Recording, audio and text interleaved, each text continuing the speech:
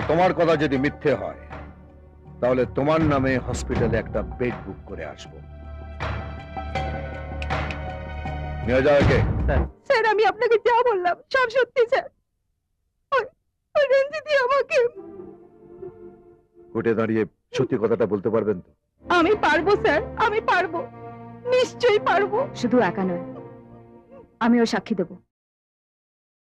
ওর হাত করাটা খুলে দিন। খোল শালা, খোল।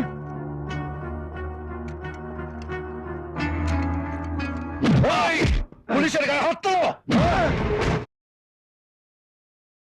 খাকি জামার খুব গরম না রে?